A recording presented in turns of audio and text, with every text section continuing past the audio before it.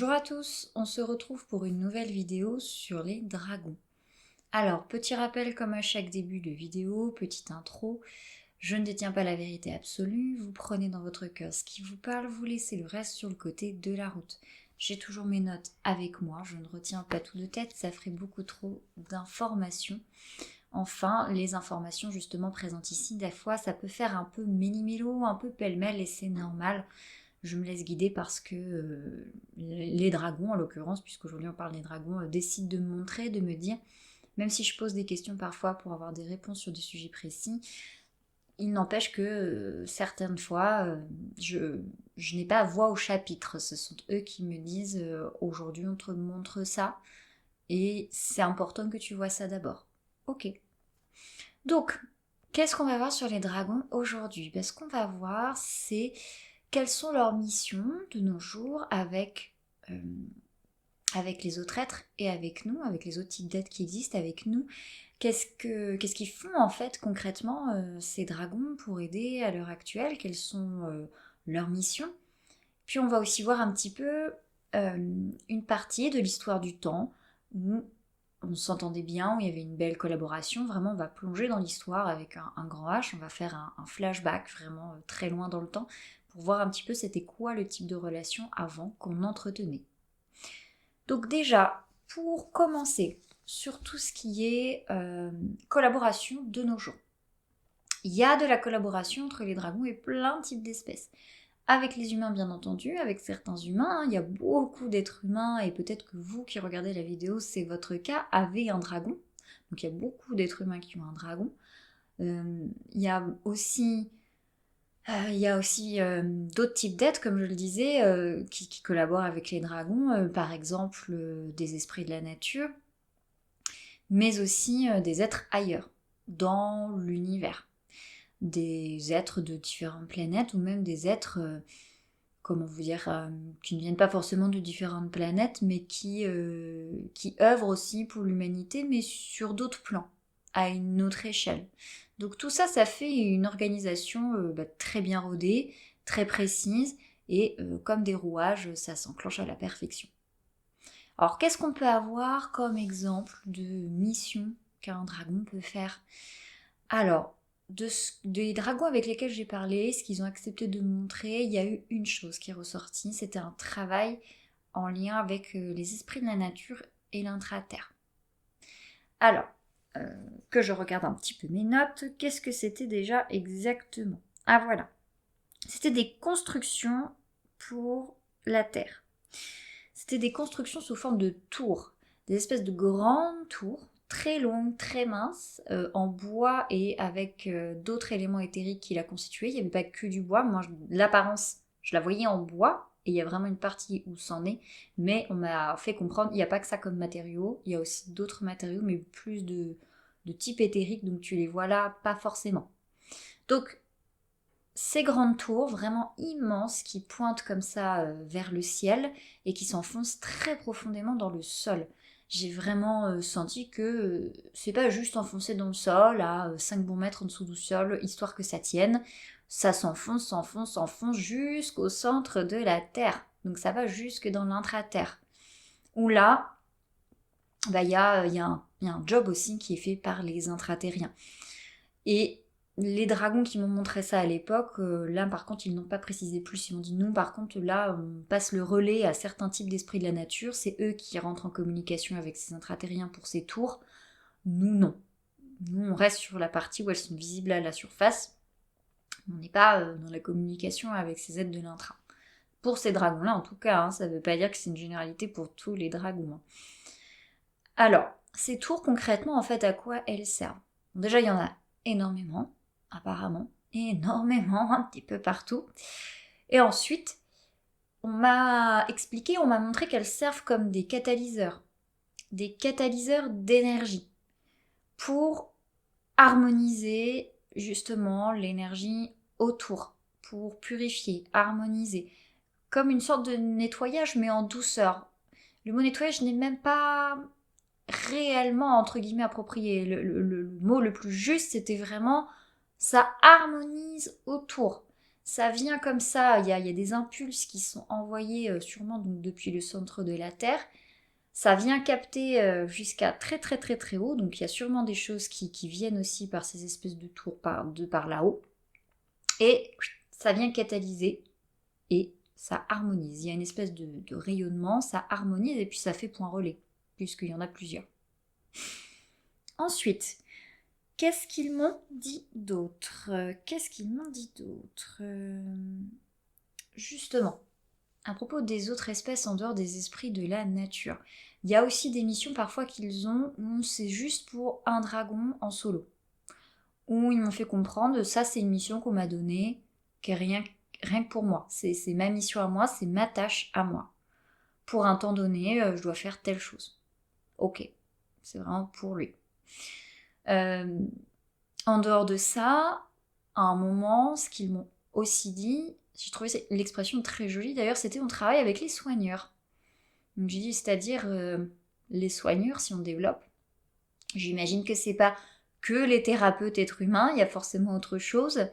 Et là, ils m'ont dit, oui, en effet, alors bien sûr, il y a vous dans le lot, il y a les humains qui font appel à nous, qui peuvent être thérapeutes, voire même des gens qui ne sont pas thérapeutes, mais qui font appel à cette énergie draconique. Pour diverses raisons dans le juste, dans le positif, et voilà, ça enclenche un travail de nettoyage, de purification, de ce que vous voulez, hein, ça dépend ce pourquoi vous nous appelez.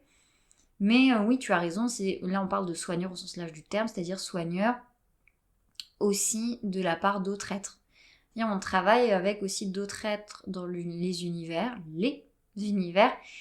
qui viennent aussi sur Terre de manière discrète, mais qui sont bien là et qui viennent pour soigner, dans la mesure de ce qui est juste, pas mal de choses. Donc il y a des soigneurs à tout va.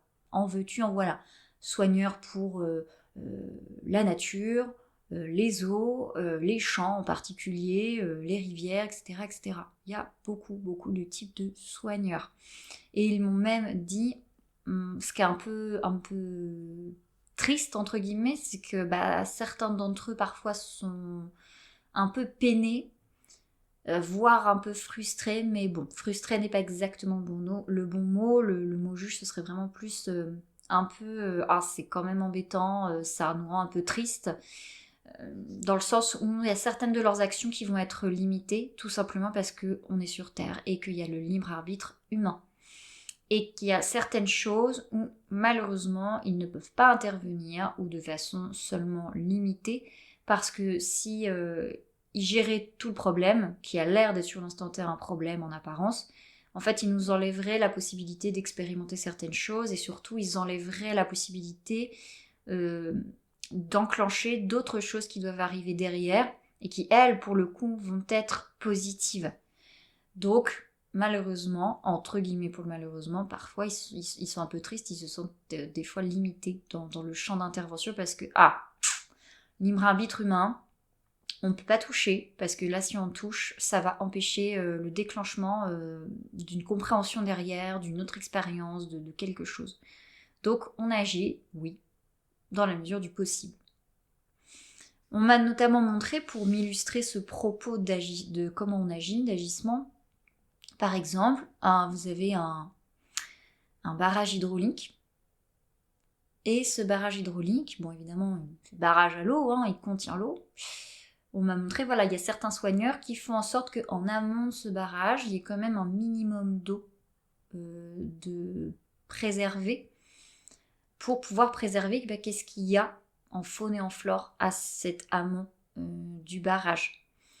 Parce que sinon, ce serait un peu tendu, on va dire.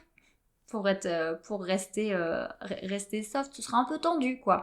S'il y avait vraiment rien du tout. Donc nous, on fait en sorte qu'il y ait, certains de ces êtres, en alliance avec ces dragons qui aident, on fait en sorte qu'il y ait un minimum d'eau de préserver en amont de ces types de barrages hydrauliques, par exemple.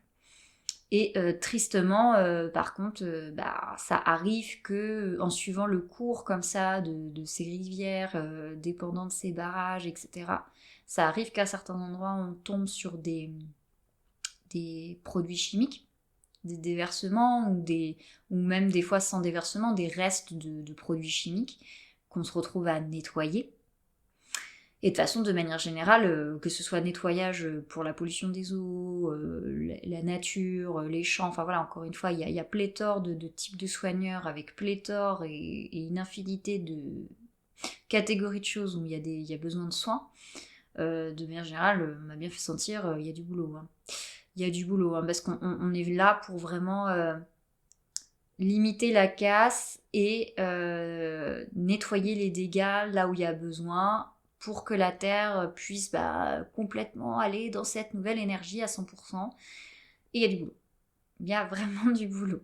Donc pour revenir sur ces produits chimiques qui se retrouvent parfois à nettoyer comme ça à certains endroits le long des eaux, ils m'ont aussi confié que voilà, parfois tristement, ils se rendent compte que certains produits chimiques ne sont pas là par hasard et sont déversés volontairement, ou déversés ou mis là, des restes volontairement par certaines personnes parce qu'en fait ça les arrange bien pour leurs affaires, quoi, sur un plan purement financier. Donc c'est triste à constater, mais c'est vraiment ce qui se passe, voilà, à certains niveaux. Alors, ensuite, qu'y a-t-il d'autre Eh bien, justement, on va s'arrêter là pour les missions que les dragons ont avec différents types d'êtres humains ou d'êtres. Et on va parler justement de l'histoire. On va partir sur l'histoire. Alors, par quoi je commence sur l'histoire ? Donc, apparemment, en tout cas moi des infos que j'avais perçues par ces dragons, avec lesquels j'avais discuté, apparemment les premiers, enfin ceux qui seraient vraiment venus interagir dans les premiers temps avec les hommes, on remonte vraiment au temps de la Lémurie et de l'Atlantide. On remonte très très très très loin. Et à cette période-là, c'était beau en fait, hein, la qualité du lien. C'est-à-dire qu'il y avait une vraie collaboration, que les humains étaient parfaitement conscients de l'existence d'univers peuplés, et c'était tout à fait normal. Il n'y avait pas de problème avec ça. Et on m'avait même dit, les humains à l'époque, ils avaient un système de communication très précis. Alors, qu'est-ce qu'on entend par système de communication ? Comment ça se passe ? On m'a montré une vision, par exemple, depuis le haut d'une pyramide, on pouvait appeler telle ou telle espèce. C'est-à-dire que depuis le haut d'une pyramide, on émettait un certain type de rayonnement, de vibration, de fréquence qui partait du haut de cette pyramide, de cette pointe. Et ça appelait, en fonction de la fréquence, de la longueur d'onde qui était émise, etc., ça appelait un certain type d'espèce et pas un autre. Donc ça envoyait des signaux, ça envoyait un message. Donc c'était vraiment fréquence, onde et énergie modulable que l'on pouvait créer. Donc c'était vraiment le rayonnement est précis, c'est ce rayon-là que je veux et pas un autre. Et tout ce modulage, il était possible. Comment ? En fait, il était possible grâce aux cristaux. Et oui, on utilisait... ça, certains d'entre vous le savent certainement, du temps de l'Atlantide, mais évidemment du temps de la Lémurie aussi. On utilisait beaucoup les cristaux, en veux-tu, en voilà. Et là, c'était une utilisation notamment pour ces types de communication, l'ancêtre du téléphone, si on peut parler d'ancestralité quelque part. Alors, concernant les humains et les dragons en eux-mêmes à cette période, il y avait une vraie entraide, une vraie collaboration. On s'aidait sur diverses choses du quotidien, on était dans des beaux liens d'amitié, et si on avait besoin de conseils, par exemple, on pouvait les appeler.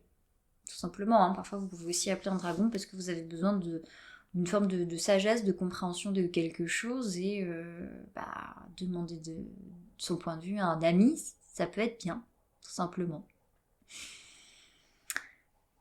Alors, des avis de l'expérimentation aussi, c'est ça que j'ai oublié de vous dire, l'expérimentation aussi. À cette époque-là, on a aussi vu apparemment des tests génétiques réalisés avec les dragons pour du clonage, pour créer une nouvelle espèce, une nouvelle vie. Ça n'a pas poussé plus loin, c'est tout ce qu'on m'a dit. Mais apparemment, voilà, il y a eu pas mal de tests génétiques, et les tests génétiques, de toute façon, ça se retrouve dans l'histoire du temps à plusieurs périodes, et fait par plusieurs espèces. Il n'y a pas eu que ça, enfin que les dragons, les humains qu'on testé, il y a eu plein d'autres espèces, plein d'autres contextes. Qu'est-ce que je pourrais vous dire d'autre? Eh bien, tout simplement que lorsque nous avons commencé à mal tourner, entendez par là, lorsqu'on a commencé à être dans une énergie de pouvoir, à se croire un petit peu tout puissant, à mal utiliser les énergies des cristaux, tout ça, et ben ces chers dragons, ils ont senti le vent venir, bien entendu, et ils ont commencé à partir. Ils ont commencé à partir graduellement et jusqu'à ce qu'il ne reste plus aucun. Ça a été vraiment là on s'en va, on commence à nous faire n'importe quoi, faut pas rester, faut pas rester. Donc ils sont partis, mais ils sont restés à nous observer de loin, comme si vous gardiez un œil de loin, au cas où. Donc ils sont restés comme ça, mais sans qu'on s'en rende compte, c'était vraiment de loin. On garde un œil. Dans l'optique de justement revenir à un moment où ce serait plus propice, un petit peu comme si à un moment il y a un feu vert et c'est bon les gars, c'est maintenant, on peut y retourner, ça y est. Ce qui est le cas en fait dans notre époque actuelle, vous l'avez peut-être constaté, voilà, on parle de plus en plus d'énergie draconique, de reconnexion au dragon, il y a encore une fois, comme je le disais, de plus en plus d'humains qui s'y connectent, donc voilà, l'époque en question, on est dedans. Eh bien, c'est tout ce que je voulais vous dire pour aujourd'hui concernant ces histoires du temps sur les dragons, ces collaborations. Alors bien sûr, je répète comme dans ma première vidéo sur les dragons, c'est une liste non exhaustive, il y a plein d'autres choses qu'on pourrait dire, plein d'autres choses à découvrir. Je vous encourage d'ailleurs à toujours découvrir, comme des petits aventuriers, toutes les infos que vous pouvez trouver, où vous sentez que ça vous parle dans votre cœur vis-à-vis des dragons. On ne peut pas tout résumer ici, bien entendu. C'est juste pour donner des indications, une base, des éléments. De mon côté, je vous dis à tout bientôt pour une prochaine vidéo. N'hésitez pas à liker, partager, vous abonner peut-être si ce n'est pas déjà fait. Et puis moi, je vous dis à bientôt. Bye!